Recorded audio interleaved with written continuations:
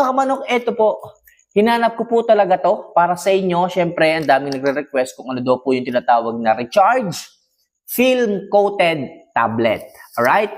So, nalaman ko, mga kamanok, na ito pa lang si Recharge.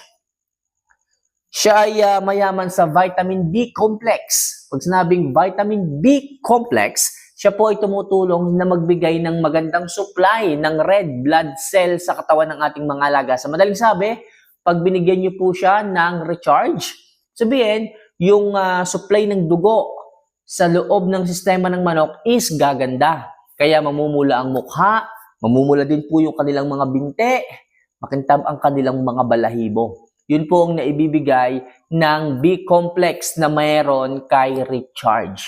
Okay, isa pa lang yan ha.